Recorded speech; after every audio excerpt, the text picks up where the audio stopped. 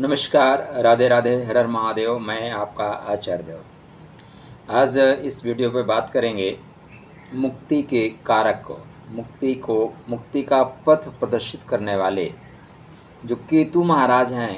केतु महाराज नक्षत्र परिवर्तन कर रहे हैं। जून माह परिवर्तन का है।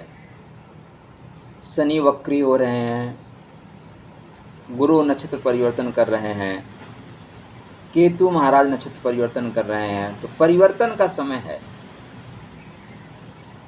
केतु महाराज आपके जीवन में क्या परिवर्तन लाएंगे जब वो स्वतः नक्षत्र का परिवर्तन करेंगे। हम बात करेंगे वृश्चिक लग्न, वृश्चिक राशि। यदि आप वृश्चिक लग्न में उत्पन्न हुए हैं या आपकी वृश्चिक राशि है, मतलब आप विशाखा में, अनुराधा में, ज्येष्ठा नक्षत्र में पैदा हुए हैं, या जब आप पैदा हो रहे थे उस समय पूर्वी क्षितिज पे वृश्चिक राशि उदित हो रही थी, तो वृश्चिक आपका लगन है। और चंद्र महाराज आपके विशाखा, अनुराधा, ज्येष्ठा में चल रहे थे, तब आपकी वृश्चिक राशि है, खासकर विशाखा के चतुर्थ चरण में। केतु को मुक्ति का कारक कहा गया है। क्या है? मुक्ति के कारक हैं, मुक्ति का मार्ग प्रशस्त करने वाले हैं। केतु पूर्व जन्म की एनर्जी को लेकर चलने वाले हैं। कुछ पड़ोस से आवाज़ें जो है खटखट की आती रहेंगी, क्योंकि जब आपके पड़ोस में लोग ऐसे रहते हैं ना, तो कब क्या खटखट करने लगे आपको खुद भरोसा नहीं रहता। तो केतु जो है मुक्ति के कारक हैं, मुक्ति का पथ प्रदर्शित करते हैं, क्योंकि पूर्व जन्म की शुभ एनर्जी को लेकर चलते हैं। केतु को कहते हैं कि बिना सर का है, बिना सोच समझ के काम करने वाला है। वास्तव में केतु हमारा सुसुप्त मस्तिष्क है। जो सोया हुआ मस्तिष्क है उसको केतु कहते हैं। जो जगा हुआ मस्तिष्क है वो राहु है। तो जब सोया हुआ मस्तिष्क जगना शुरू कर देता है तो आपके अंदर इंट्यूशन पावर आना शुरू हो जाता है। कभी भी देखिए, इंट्यूशन पावर केतु की कनेक्टिविटी की वजह से आता है। तो ऐसे केतु आपकी कुंडली में द्वादश भाव में मुक्ति के भाव में चल रहे हैं, तो यह आपको क्या क्या मुक्त कराएंगे, कहाँ कहाँ से मुक्ति मिलेगी, चर्चा आरंभ करें उससे पहले विनम्र अनुरोध है, यदि अभी तक आपने हमारे चैनल को सब्सक्राइब नहीं किया है तो कृपया सब्सक्राइब कर लें। वीडियो आप देखेंगे डेफिनेटली आपको पसंद आएगा, कोई डाउट नहीं है। ज्ञानप्रद वीडियो है, बातें धर्म, अर्थ, काम और अंत में मुक्ति की। केतु, आप पहले चेक करें कि आपके केतु बर्थ चार्ट में कहाँ बैठे हैं। आप अपना बर्थ चार्ट ओपन कर लें, उसमें देखें। आपके पास मोबाइल है, ढेर सारे ऐप आ गए हैं, उसमें आप जाके चेक कर सकते हैं। उसी के अनुसार केतु यहाँ पे फल देंगे। तो केतु महाराज 26 जून को चित्रा नक्षत्र में गोचर करेंगे। केतु क्या है, ऊपर से नीचे उतर रहे हैं। राहु केतु सदैव वक्री चलते हैं, तो केतु महाराज अभी स्वाति को छोड़ के चित्रा नक्षत्र में प्रवेश करेंगे। चित्रा मंगल का खूबसूरत नक्षत्र है, ठीक है ना। चित्रा किसका नक्षत्र है? मंगल का खूबसूरत नक्षत्र है। चित्रा नक्षत्र वास्तव में आप देखें तो संतुलन बनाने का नक्षत्र है। तुला राशि भी संतुलन की है और कन्या राशि भी संतुलन बनाने की है, लेकिन नक्षत्रों में देखेंगे तो तुला ही संतुलन बनाने का है। 13 नक्षत्र चित्रा के नीचे और 13 नक्षत्र चित्रा के ऊपर। इसका जो नंबर है वो आप देखेंगे 27 नक्षत्र में 14वें नंबर पे है। तो यह नक्षत्र मिडिल में है, मध्य में है, बैकबोन है। तो यह नक्षत्र संतुलन बनाने का है। वास्तव में यह एक चमकदार तारा है, जिसके देवता ब्रह्मा है, देवता विश्वकर्मा है, इंद्र हैं। मध्य में होने से कन्या और तुला दोनों को बैलेंस करता है। इस नक्षत्र पे मंगल का प्रभाव दिखाई देगा, शुक्र का प्रभाव दिखाई देगा, बुध का प्रभाव दिखाई देगा। 3, आप धीरे धीरे देखें, 3 ग्रहों का प्रभाव होगा। मंगल का, बुध का, शुक्र का प्रभाव होगा। साथ में ब्रह्मा का प्रभाव होगा, विश्वकर्मा का प्रभाव होगा, इंद्र देवता का प्रभाव होगा। ब्रह्मा मतलब सृजनकर्ता, विश्वकर्मा सृष्टि को सुंदर बनाने वाले, इंद्र जिनकी शक्ति से रक्षण का कार्य होता है, रक्षा का काम करते हैं। तो 3-3 देवता, 3-3 ग्रह की शक्ति लेकर चलने वाला यह नक्षत्र है। अब केतु महाराज यहाँ पे चलेंगे, तो केतु अभी तक कहाँ थे? स्वाति में थे। स्वाति चीज़ों को फंसा देता है। स्वाति में चीज़ों तो मिलती हैं लेकिन बहुत कठिनाई से मिलती हैं। आपने एक कथा सुनी होगी ना कि स्वाति के लिए पपीहा तरस जाता है पानी पीने के लिए, लेकिन स्वाति के गुण तीन गुण होते हैं। तो उन गुणों में से उसकी चर्चा हम नहीं करेंगे, हमारी चर्चा चित्रा पे है। तो एक ही नक्षत्र है, मतलब अब आप टारगेट हिट करोगे, आपका लक्ष्य एक रहेगा, एकनिष्ठ रहेगा। आप अब मर्यादा पुरुषोत्तम भगवान राम की तरह, राम के बाण की तरह एकनिष्ठ होंगे। जहाँ पे टारगेट हिट करेंगे, लगाएंगे, वहाँ हिट ही होगा। तो यह नक्षत्र दैदीप्यमान है, अतः अब आप दैदीप्यमान होंगे। दैदीप्यमान कहाँ होंगे? तो यह नक्षत्र मुक्ति के घर में चल रहा है, आपके लिए मुक्ति के भाव में चल रहा है, 12th हाउस में। अतः मुक्ति के पथ पे जो बाधाएं आ रही थी उन बाधाओं को काटेंगे। केतु वैसे भी डिस्कनेक्ट कर देने का ग्रह है, काट देने का ग्रह है। कैसे काटेगा? हमारे कह देने से काट देगा क्या? हर पॉइंट के पीछे एक प्रॉपर तरीके से लॉजिक है। अगर आप हमारे चैनल पे जुड़े हैं तो आपको पता है कि हम जो भी बातें करते हैं उसका एक लॉजिक है। अब ये इसलिए काटेगा क्योंकि केतु 12th हाउस में चल रहा है, साथ में आपके कुंडली में केतु बहुत महत्वपूर्ण भूमिका अदा कर रहे हैं। आपके खष्टम भाव में केतु महाराज हैं। कौन से नक्षत्र में? अश्विनी नक्षत्र में। आपके कर्मा भाव में केतु महाराज हैं। कौन से नक्षत्र में है? मघा नक्षत्र में है। और आपके जो जीवन का मुख्य उद्देश्य है, जिसकी प्राप्ति के लिए इस धराधाम पे आपने जन्म लिया है, वो धनु में मूल नक्षत्र के रूप में केतु महाराज विराजमान है। अतः केतु सक्रिय होते ही क्या करेंगे? दुश्मनों से आपको अलग कर देंगे, डिस्कनेक्ट कर देंगे। आपके लिए जो कोर्ट केसेस वगैरह चल रहे थे, उस कोर्ट केस में आपको विजय मिलेगी।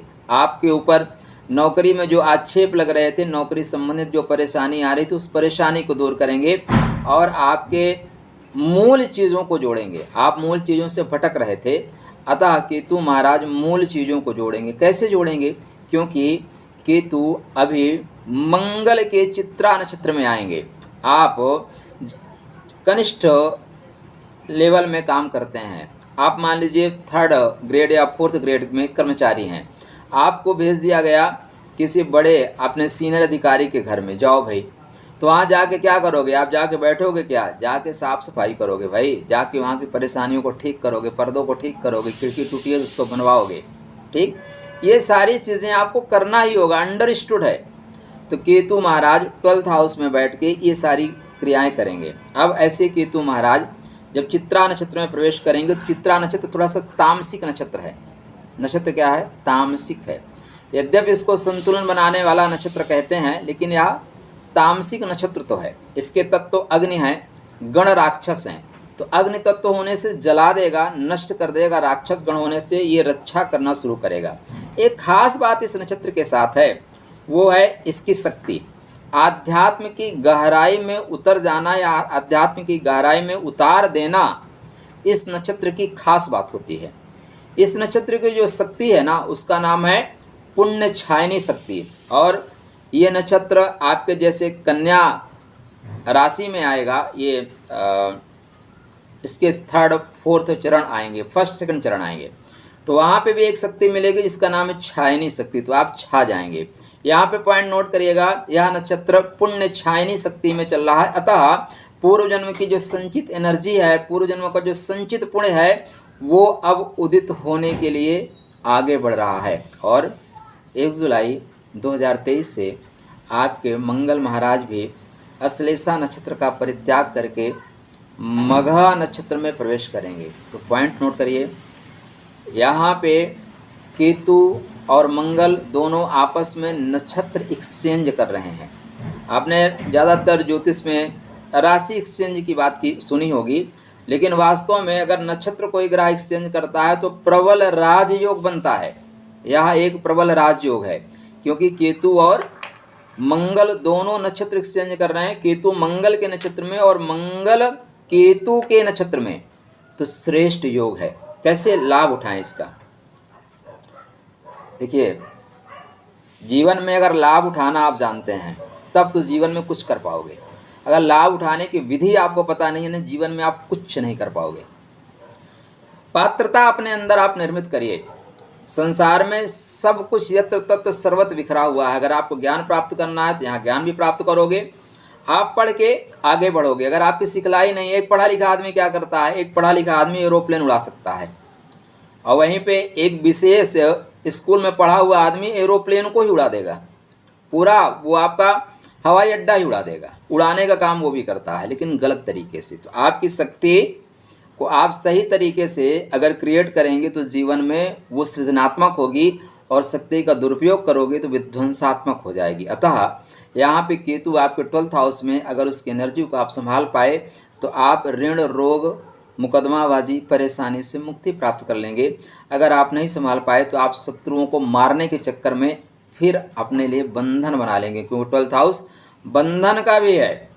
आपके घर में चाकू है, अब आपके ऊपर है सब्जी काटते हुए दूसरे का गला। चाकू का काम तो दोनों है।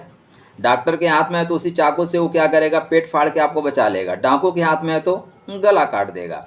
तो डिपेंड आपके ऊपर करेगा कि आप उस एनर्जी को कैसे उपयोग करते हो। लेकिन यह नक्षत्र संतुलन का नक्षत्र है, और संतुलन कहाँ चाहिए।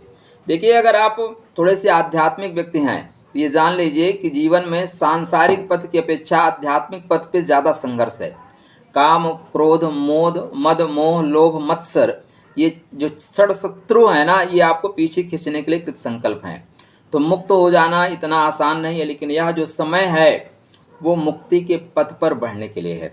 अगर आप सांसारिक जीव हैं, बोलेंगे मुक्ति मुझे चाहिए ही नहीं, मुझे तो पैसा चाहिए, तो यह नक्षत्र आपको द्रव्य उपार्जन में भी सहयोग करेगा। कैसे?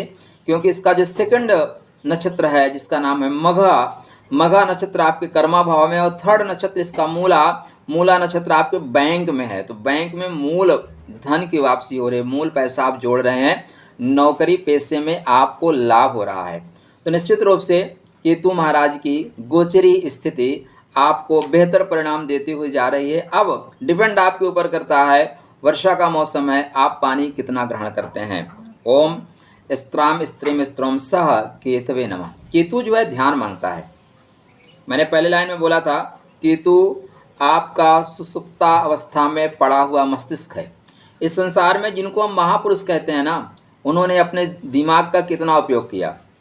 नॉर्मल हम में से लोग 3% 5% उपयोग करते हैं, जो साइंटिस्ट होते हैं वो 5% उपयोग करते हैं। विवेकानंद जी जैसे महान लोगों ने 7% उपयोग किया। भगवान राम ने जो है लगभग 13%, 11% से 13% उपयोग किया। भगवान कृष्ण ने 16% उपयोग किया। जो 16 कलाएं हैं ना, वो दिमाग का प्रतिशत है उपयोग करने का। और जब चाहते थे बोलते थे सूर्य ग्रहण हो जाए, पहरेदार सो जाएं तो सो गए, वो शक्ति यहाँ पे उत्पन्न होती है। तो आप कितना प्रतिशत उसका उपयोग कर सकते हो। लेकिन पॉइंट नोट करके रखना, एक ही स्टार है, चमकता हुआ मोती जैसा है, गहना है, आध्यात्म की गहराई में उतारने के लिए है, पुण्य छायनी शक्ति लेके चल रहा है। और किसान इसकी जाति है। किसान का काम है सृजन करना, किसान का काम है धरती में बीज डालना, और वो बीज आगे चल के पुष्पित पल्लवित होकर एक बीज हजारों बीजों में कन्वर्ट होता है। आपके विगत जन्म की जो एनर्जी है वो यहाँ पे क्रिएट हो रही है, प्रस्फुटित हो रही है। आपके मंगल अगर मजबूत हैं बर्थ चार्ट में तो यह एनर्जी पूर्णतः आपको लाभ देगी। अगर आपके मंगल मजबूत नहीं तो मंगल को मजबूत करिए। यह जो गोचरी स्थिति है आपके लिए 4 माह की बेहतर परिणाम देखा जाएगी। जब तक मंगल महाराज 12th हाउस में देंगी, उसके बाद ये 11th हाउस में आएंगे, वहाँ भी बेहतर परिणाम देंगे। तो चलिए, आशा करता हूँ इन चीज़ों को आप समझेंगे, इस बेहतर तरीक़ों को आप महसूस करेंगे और उससे कनेक्ट होंगे। कनेक्ट होने के लिए सबसे अच्छा है, केतु की एनर्जी को संतुलित करने के लिए एक बहुत प्यारा सा मंत्र मैं अक्सर बोलता रहता हूँ हर वीडियो में, लेकिन यहाँ पे केतु को संतुलित करने के लिए उसका आप उपयोग करिए। इग्नोराय नमः। लोगों को उनकी वार्ता के लिए छोड़ दीजिए, उनके कर्मा के लिए छोड़ दीजिए। आप टीका टिप्पणी मत करिए, क्योंकि आप टीका टिप्पणी करेंगे तो आपका केतु खराब होना शुरू हो जाएगा, राहु एक्टिव हो जाएगा। तो राहु को शांत रखने के लिए इग्नोर करना शुरू कर दीजिए, सारी चीज़ें राधे राधे हो जाएंगी।